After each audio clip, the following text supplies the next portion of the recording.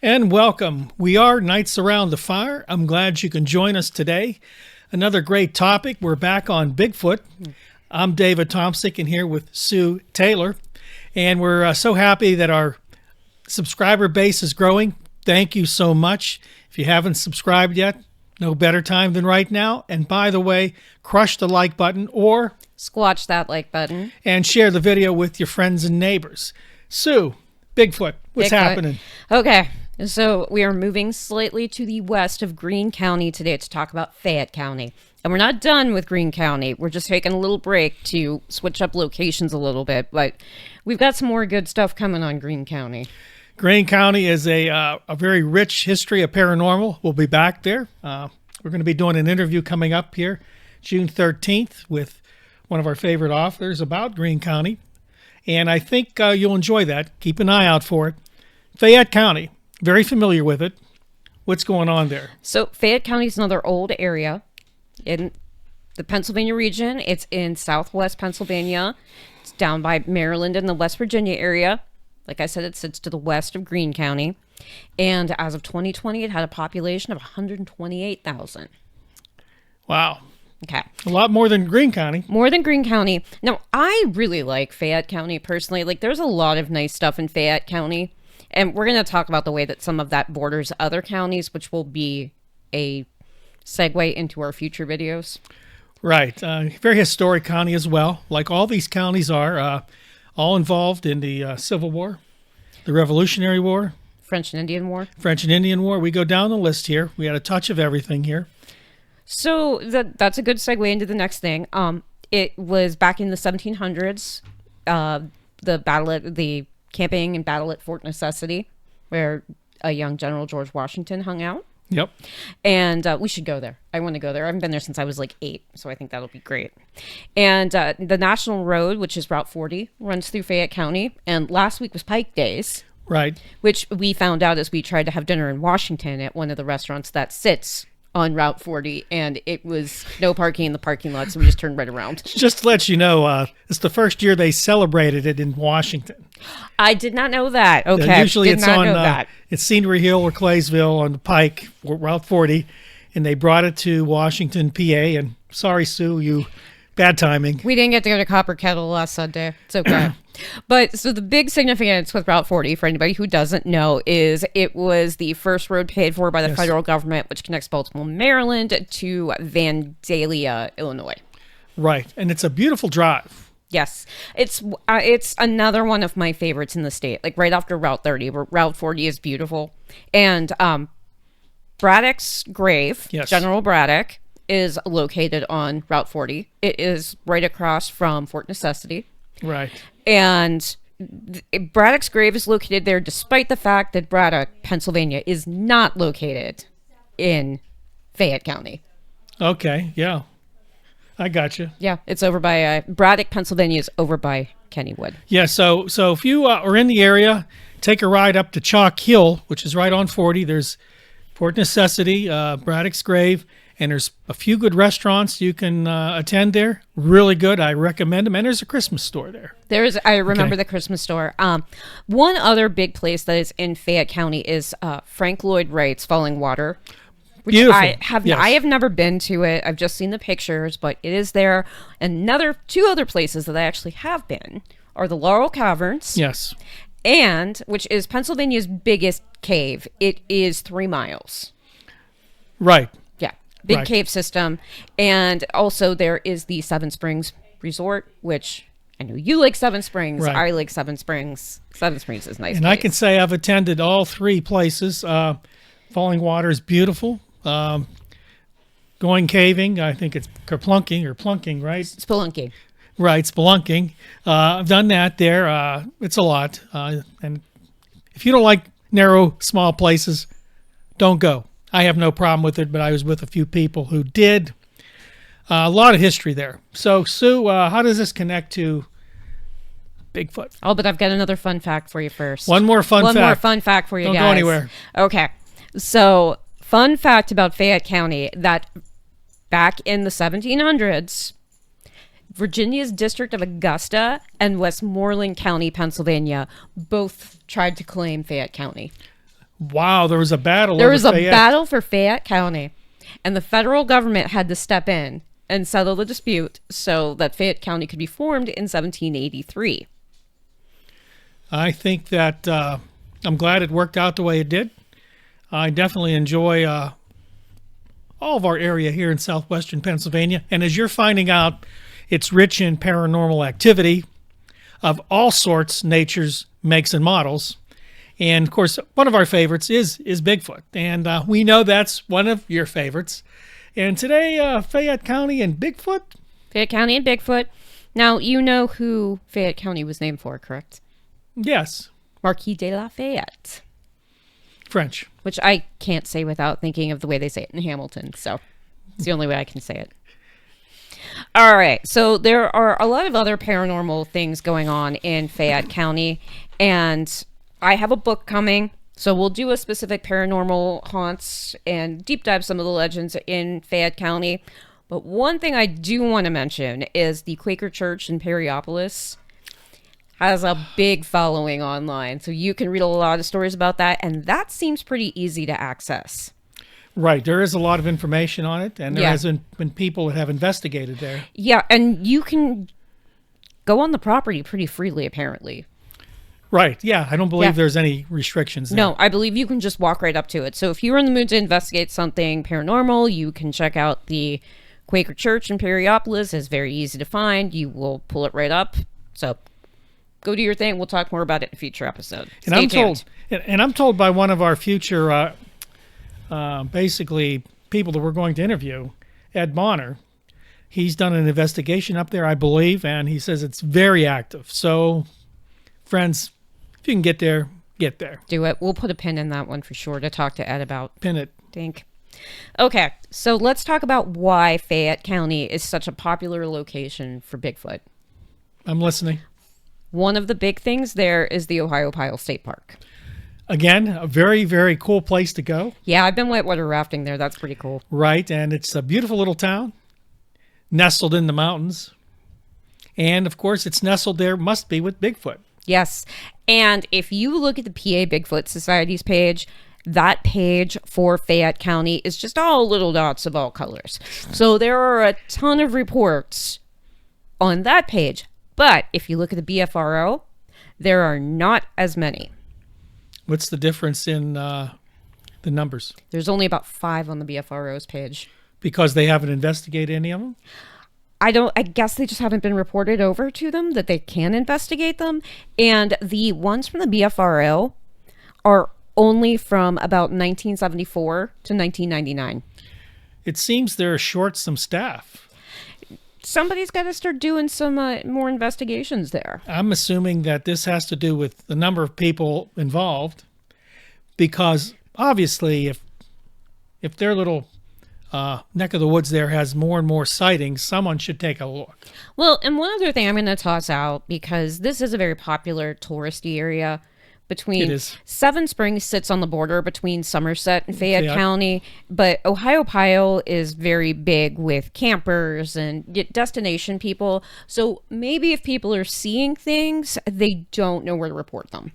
I'm sure if you're just going to pass through there for a night or 2 nights, yeah, you might not even think about reporting it. If you live there, maybe it's different. Yes. But I can tell you, having been there, and Sue has been there, yeah, I think it's a squatchy place for sure. I think it's a squatchy place. So I've kind of been browsing some like campsites there for the summer. So maybe I'll go check it out, see who I find. Our intrepid reporter, around. Sue Taylor, as long as there's not snakes or poison ivy, she's in. No, and my faithful corgi, Stella, will be behind me. Yes, Stella will be protecting her. Literally behind me as she's running away from the Bigfoot. You're on your own. Yeah. Okay. So let's talk about one of those. This is from the PA Bigfoot Society, and it's from Confluence, PA. Okay. So this is one of the newer ones because it's the summer of 2015, and it happened at the Jackie Hollow boat launch along the Youghiogheny River, which for anybody who doesn't know, the Youghiogheny River runs right through Ohiopyle. Very nice place as well. It is. It's an absolutely beautiful place. I've spent a lot of time out there, and love that place. Okay, so the witness writes this was their second encounter. So I'd like to know about your first. If this is your encounter, tell us about your first, my friend. I want to know. We'll take number 2. Yeah. So my second encounter happened in the summer of 2015 at night at the Jackie Hollow boat launch along the Youghiogheny River. It'll be easier to understand if you look it up on Google, which I did not, but we can look that up. So my parents and I were night fishing. We were the only ones there, and I walked to the parking lot where the road enters when all of a sudden a deer jumped and slammed right onto the concrete and immediately got off and ran off. I felt uneasy, and it was such a strange random thing, so I walked back to my parents on the other side of the parking lot. About 10 minutes go by when all of a sudden we hear what sounds like a chimpanzee.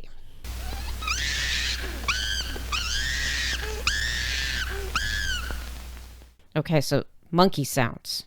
Because what he describes next is, but much darker than a chimpanzee. So that's an interesting twist on it. Like an ooh, ah, ah, ah, ah, ah, that chimps do, but with something more snorting mixed in and very deep. Like a growl?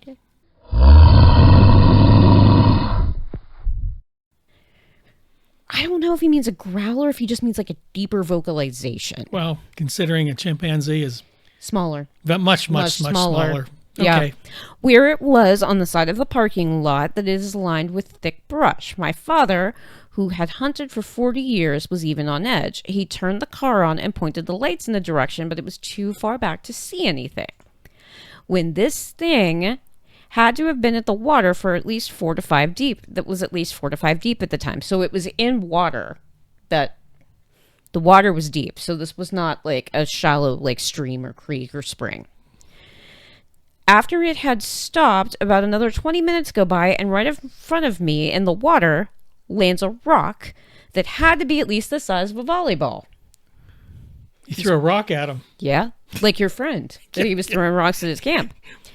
I had a lantern on the ground, so I only caught a glimpse as it hit, but I knew it was a large splash from the ground. It was a rock, and after that we left, which is probably the smart thing to do. When Bigfoot starts throwing rocks, rock throwing is usually the indication to start moving the opposite direction. They want you to not be there anymore. They're not inviting you to play a game of catch. No, you're not playing rock volleyball with a Bigfoot. No, that's a really bad idea. That's one of our top don't do's on this channel. Folks, remember that. Write that in your book.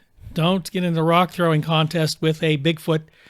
You will lose. And as we've mentioned, if he throws you, you'll end up somewhere in Ohio. Mm-hmm. Which is fine, because if you're in Greene County, you can just hang out with the Native Americans who are already there. Right. So that's our first story. What do you think? Okay. Yeah, I would tend to believe that. I think there's so much to talk about when it comes to Bigfoot in any of these areas, because there's so much space. There is no doubt in my mind that Bigfoot has once thrown a rock into the Youghiogheny River. Absolutely. Yeah, that's absolutely happened. I'm guaranteeing you he did, and I'm guaranteeing you he doesn't want you there. You will know it from the little bit of a low-pitched monkey sounds to the rock. He escalated, right? He said, I'm just going to nicely tell you to get out. And then he said, I'm going to have to escalate this and throw a rock. The next one might have been a boulder. It might have been a boulder. It just might have got a lot worse. So if something starts throwing rocks at you in the dark, let's just pack it up for the night. You're not going to win that battle. No. All right. So I picked our next story because our next story is right along the Greene County line. Of course it is. It's in Nicholson, PA, and it's from 1977. Nicholson, PA looks like, if you look at the map, it looks like it's like right along the Carmichael's, McClellantown, Masontown area, like right up in that corner. Okay, so it was in the daytime, and the man that parked his car near the dump turned and saw an 8 to 9 foot figure standing about 10 yards away, holding something in its hand. Its hair was reddish brown, skin yellowish orange, which I think is a new one for us. And it had elongated circular eyes. It was well muscular and had large thighs. It also had a large V-shaped beard. Interesting. And as the man pulled his car away, it quickly ran off. Yeah, that's interesting there. I mean, of course, with the color of the skin, I mean, light will affect what what color it looks like. Let's be honest. Sometimes you just can't tell, because if you got somebody with black hair, sometimes it can look in the sun red. But that's a very detailed description. I don't think we've seen such a detailed description, and down to like the V-shaped beard. No, too bad he didn't have a Polaroid. Mm-hmm. These are the problems with Bigfoot sightings, right? We never get pictures of them because, and of course, in all defense of people, Sue, unless you are a professional wildlife photographer, where your cameras are like boom, boom, boom, boom, you may not get a picture of something that's fleeting. And I usually, as a good millennial, usually have my phone within reaching distance. And that's partially for safety. Like, if something goes wrong, I want to be able to grab it out of my pocket and have it just in case I need to make an emergency call. Quick draw. Yeah. But even if a Bigfoot was standing in front of me, you figure the time it would take for you to reach into your pocket, pull your phone up, and fumble for your camera app is going to take several seconds, possibly even a minute, depending on where you have your phone or how startled you are or what your reaction is. So that's plenty of time for a creature of that size to get out of sight. Sure. I mean, right. And I guess we can use that example. I always fumble for my phone and I never get a camera out. I don't even know how to find it that quick. So that's me. I miss pictures of my pets all the time. I can't imagine trying to get a picture of an 8 to 9 foot ape. And I would think, too, that they might have some understanding of that. I think they do as well, which is why I think they're not regularly seen on trail cameras and ring cameras and that type of thing, because I think they know to avoid them. I think we're dealing with a very smart creature. One thing, a problem with trail cams is their focus is one area, even if it's sort of a wide angle.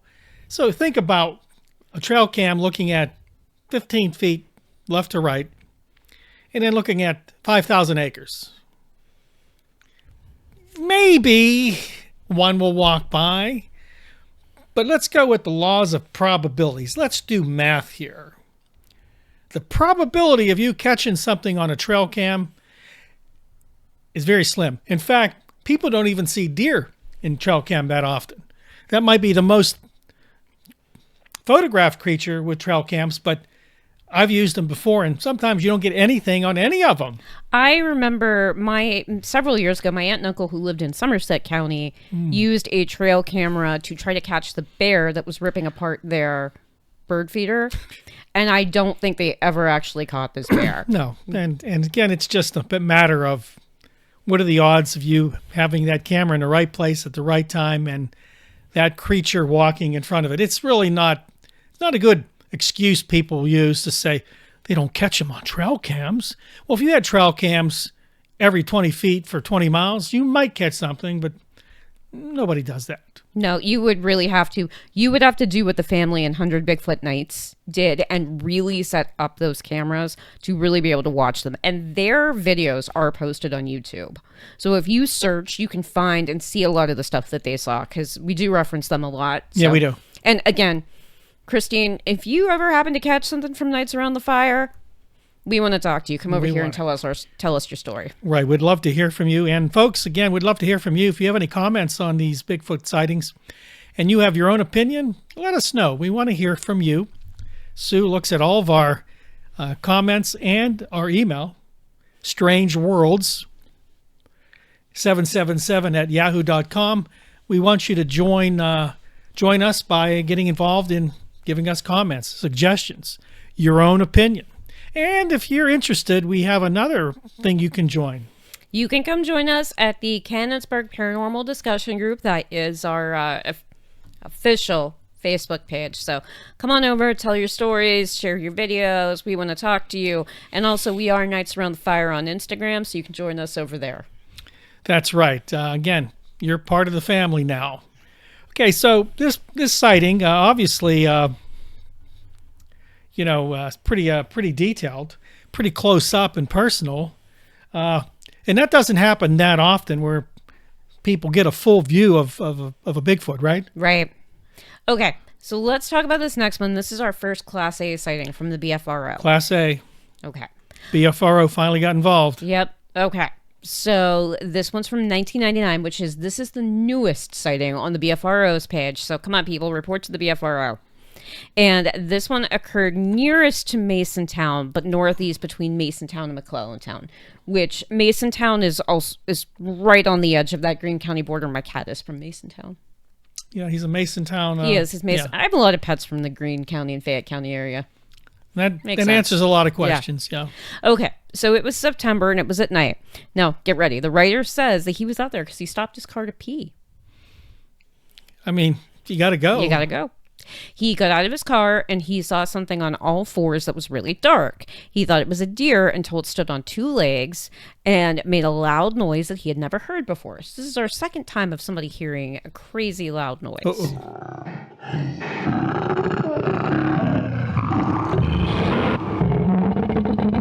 So there is that. And he jumps back in his car and puts it in drive. Since the thing was standing in the direction in which he was going, he got a good look at it. It was about 7 to 8 feet tall and it was, with the car lights on it, it had red eyes. So again, we've got red eyes.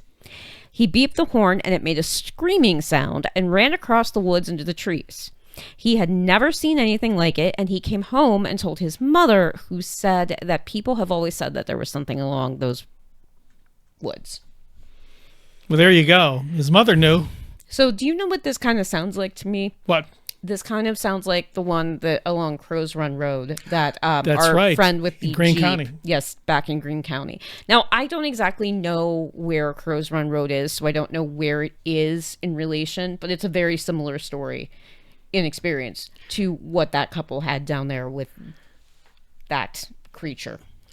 It's interesting because really, for the most part, let's be honest, most people aren't in the woods. Right. So you're going to see these creatures when you're possibly not in the woods, but doing something outside of that, like fishing, driving down the road. These are common areas. This is where you will be most of the time and Bigfoot some of the time, and sometimes those two collide. Henceforth, the sightings at Crow Run Road and this particular sighting. I think it is a matter of chance. Well, we also talked about Butler County and the man that was fishing up in Butler County that had rocks thrown at him, and he heard tree knocks.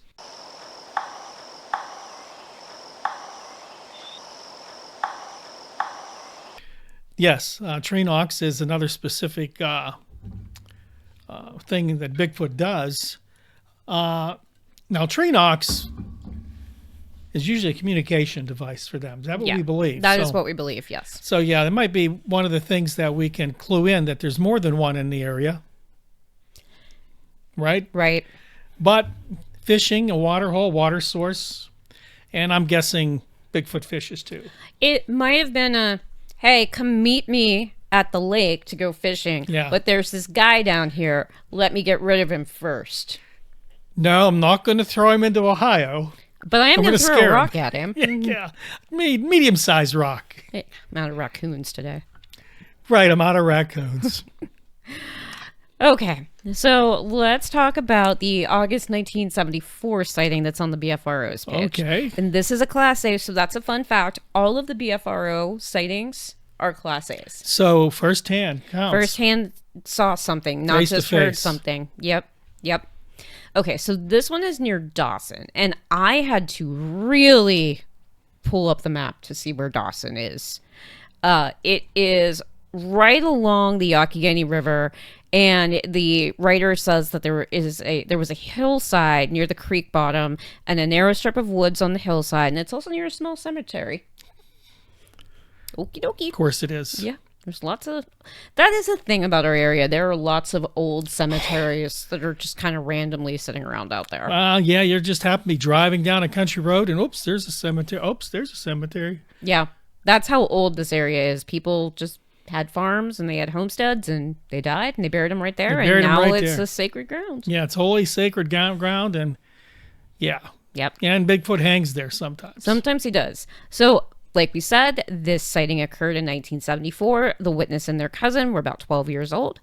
They observed a large, hairy creature that was approximately 8 feet tall. It was in thick brush in a small wooded area. They think they walked right by it, and then when they noticed it, they looked back and they saw it because it was about 20 to 25 feet past them.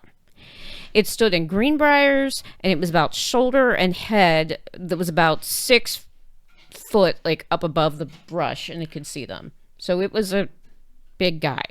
It had long arms. Its hair was dark brown. It wasn't too long, and they covered its body head to toe. So we've heard this a lot. If you listen to our other videos, like, it's the fur's not like crazy long and matted. Like, Bigfoot's got a nice grooming routine. And again, you wonder about this because all the sightings, a lot of times the fur is different. Mm-hmm. So that story is also on the PA Bigfoot Society's page. So it's been told twice. Good. So it's a double confirmation. It was investigated by 2 groups. Yep. Yeah, so everybody's talking about it. Okay. So let's go back to Ohiopyle State Park. And if you were going to come to this area, Ohiopyle is a great place to go visit. So if you like white water rafting or camping, it's perfect. Yeah. And there is a small town there with a couple places to eat. It's adorable. And remember, visit PA. Yeah. Southwestern PA. And if you like to camp, but you don't want to be out in the wilderness, there's the Jellystone, Yogi Bear's Jellystone campground is there. And then there's other places you can drive easy enough to other places if you want to get out of the woods for a little bit. There are also little condos there you can rent. I don't want to call them condos. They're little rental properties that are there that are right in town. But it is a place you can get on a trail. You can go walking and maybe confront a Bigfoot. I was mildly annoyed because I was listening to another podcaster who is not from this area, and they were talking about something that occurred in this area, and it had occurred in August, and they were talking about how remote and rural this area is. And that is true. It is a remote rural area. But in August, this is also a busy, popular outdoorsman's type area. So right, there are going to be people around at that time of year. Right. And even into the fall. So Yeah. this isn't like, and believe me, this isn't like being in the middle of Pennsylvania. Right, right. You know, where we talked about Bigfoot there. This is not that desolate. There are little towns around, and it's not like you're in the middle of nowhere. Yeah, and you can camp in a nice populated campground. So if Bigfoot's going to throw rocks, you got about 30 other witnesses there. Yeah. And if you do happen to know of a sighting in this area, and you're from this area, let us know. We'd like to add that to our list because I know we have a lot of fans from this area, Sue, watching this podcast. We do. In the 5-county area here. Thank you. Let us know what you know about sightings in your area. And we also want to tell our user stories video. Right. So write those stories in so that we can tell those stories here and do one specific episode. We want to be your voice for what you've witnessed. Yeah, nobody will call you crazy because you can just give us a random name. We will not use your real name unless you really want us to, and we will tell your story here. We want to believe. We do. We do. All right, so this story from Ohiopyle happened back in 2001, and this one's pretty creepy. You see the movie Willow Creek? Yes. Okay. Think about that as you're hearing this story. Wow. So this one, the couple was camping and they were trapped inside of their tent while the creature screamed at it, circled them, and intimidated them throughout the night until morning.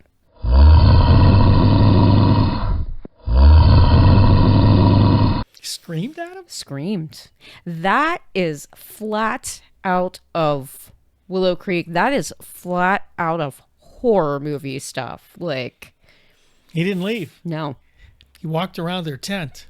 And that one was from the PA Bigfoot Society. So that one, like, again, this is not a creepy pasta about Bigfoot. Like, No. this is a real one. This is a real eyewitness account. Yeah. That's crazy. Yeah. What would you do? I don't know. I don't know. I mean, you're sitting there trying to sleep, and this creature's out there that you know is at least 8 foot tall. And you know it doesn't want you there, obviously. You're public enemy number 1. Now the question is, will it do violence to you or just try to intimidate you, which is most of the time it's intimidation. It's intimidation. And I would be like, I don't know if they speak English. I'd be like, look, I'll leave. Like, just let me get out of the tent. Like, I can't get out of here. Keep the tent. Because you could maybe you could say, like, I have one dog in particular that if something is out of place in the house, she doesn't quite know what to do with herself and she starts barking at it. So maybe the Bigfoot was not expecting to see something there and was minding his own business and then kind of freaked out and was like, that's not supposed to be there. I've got to get rid of it. Get out. And I'm wondering, do they know what we smell like? I'm sure they do. I have no doubt they do. Can they sense when there's humans in the area? Probably. I mean, we can sense them because they smell. Sulfur. I'm sure whatever. They have the same thing. I'm sure they're like, oh, you smell that? Yeah, it's Calvin Klein Obsession. Yeah. Yeah. Terrible perfume. Yeah. Why do they wear that stuff? Elizabeth Taylor's White Diamonds. Yeah. Yeah. But yeah. So maybe you're right, Sue. Maybe he was walking through. That's his way to go to his friend's house. Mm-hmm. He was going fishing with his friend. And there, these campers were with a tent on his property. Not happy. Because there is no detail about, like, if they were in a campground or not. Right. Okay. We don't know that. I'm sure if they were in a campground, there might have been other campers. But yeah. But if they had just found a spot, like a nice clearing in the woods or something like that, then that might have thrown him off. Maybe they were in the wrong place. Okay. Let me say this.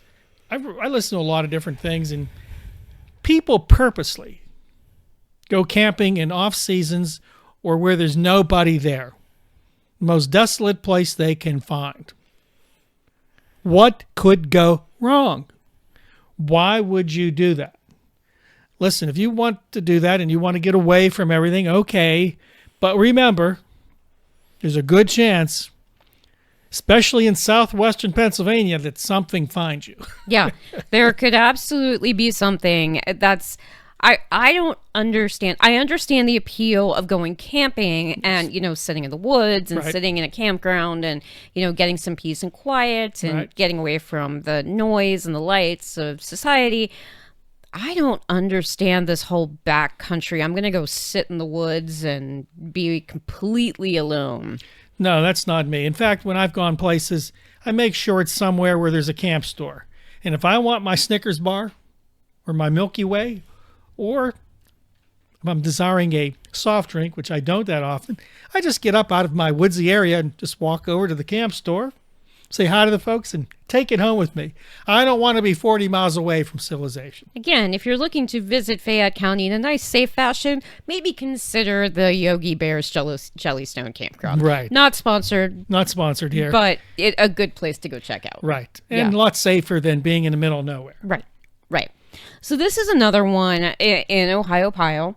Okay. This one. Busy up there. It is busy up there, but it's a great place for them. There's water. There's places to hide. It's a great place for a Bigfoot. They can do people watching. They can do people watching. They can do rock throwing.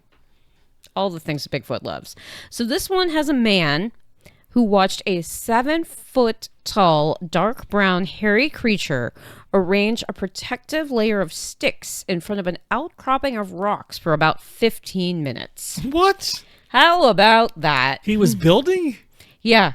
He was an engineer. He was building a barrier. And that is a thing with Bigfoot. We hear about Bigfoot constructing nests. We hear about... If you read and you watch a lot of Bigfoot, you will see that they do seem to build structures of some type. And I guess that makes sense to me because, being bipedal, right? You then, I believe, want to have a place to go and kind of nestle in. Like deer go into the thicket. They don't build nests, but they go into the thicket. They find places that's surrounded by grass or trees, and they nestle in there. But a Bigfoot, he's a big dude.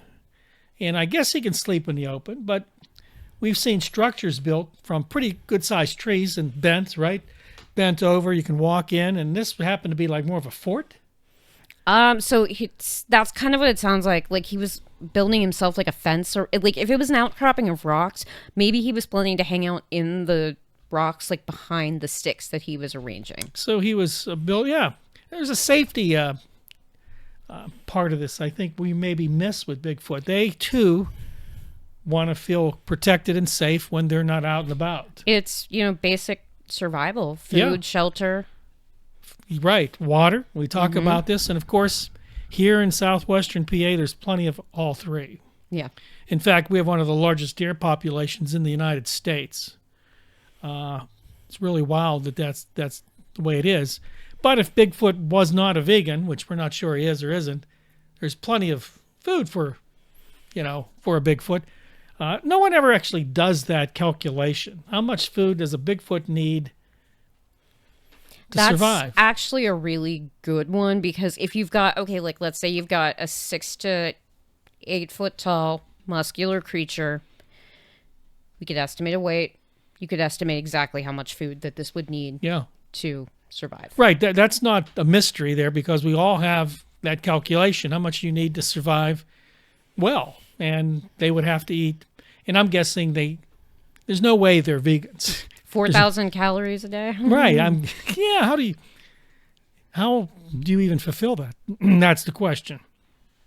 And that might be the question a lot of people ask that say that's why there's no such thing, because what would they eat? Well, we can only make assumptions, of course. But I think they're meat eaters, and maybe a berry or two. I think they're both. I think they are meat eaters and plant eaters. And they know what to eat and where to get it. Yeah, and I'm sure they know what's safe and what isn't safe to eat. Absolutely.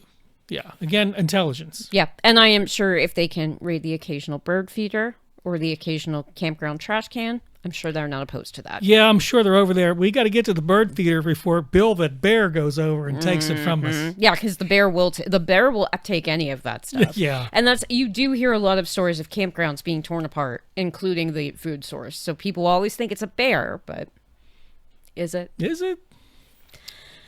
All right, so I've got one more story for us today, and I saved this one for last for a couple of reasons. Oh. Okay. So first of all, this is a teaser for Somerset County, because Somerset County is a border of Fayette County.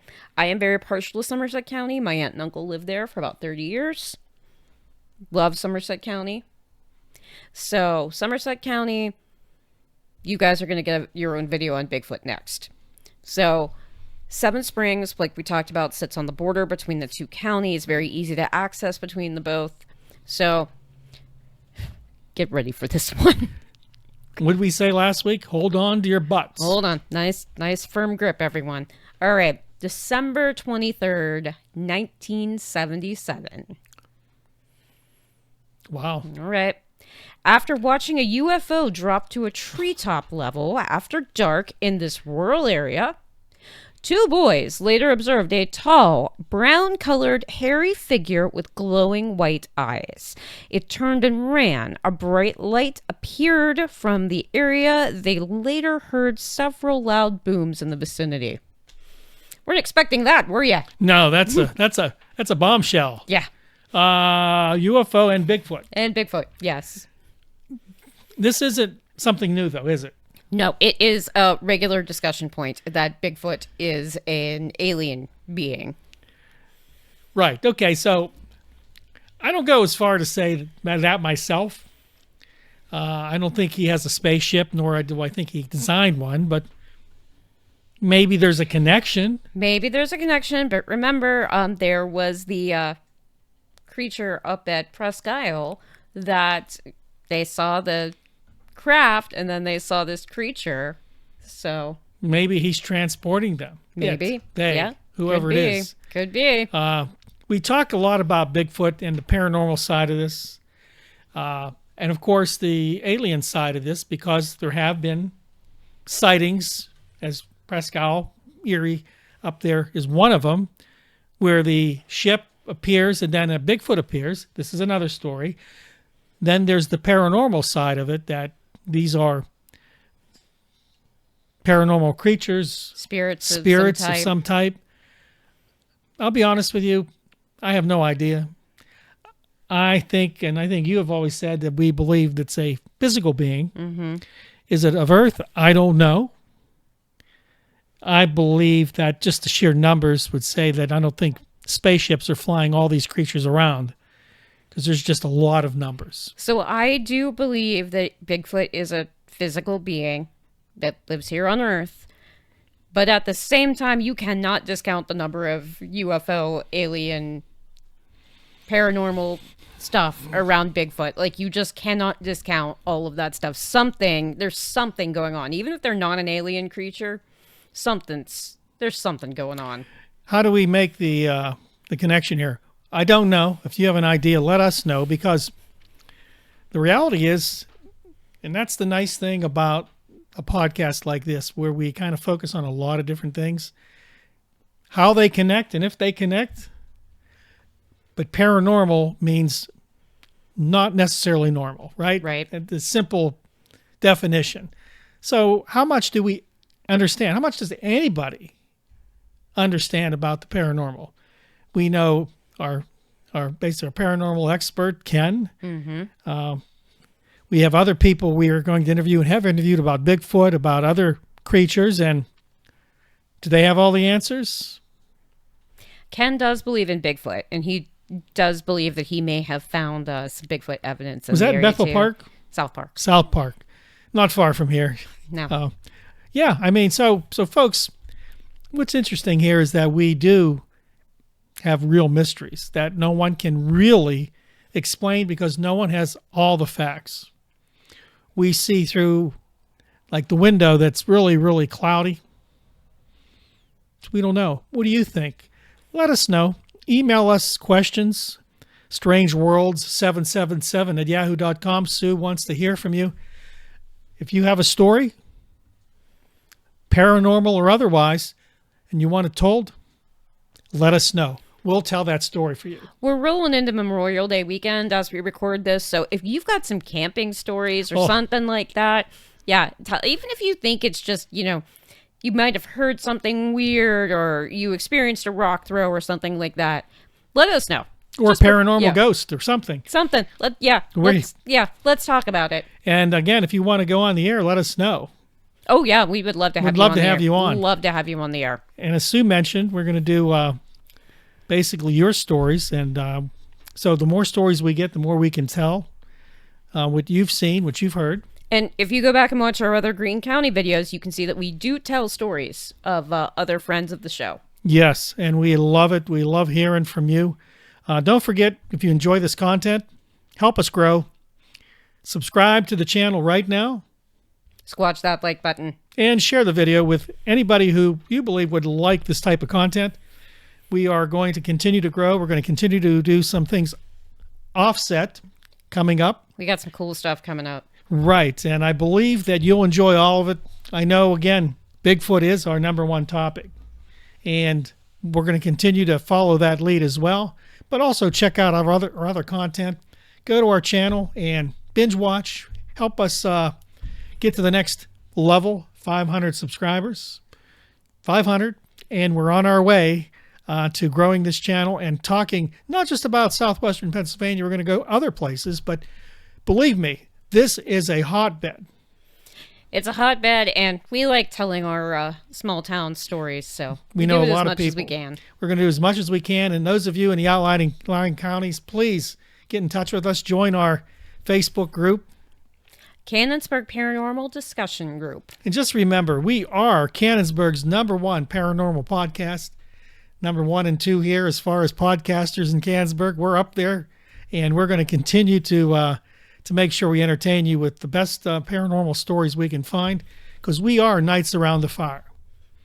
We are, and we've got a ghost hunt in Greene County coming up. We've got our interview with Kevin Paul coming up, so we got a busy summer. Busy summer, and summer's best time for campfire stories. Yep. So yeah, Dave and I, get ready. We are going to tell you some bedtime stories in the next couple of months. Yes, and hopefully when we're done, you can still sleep. It's questionable. Any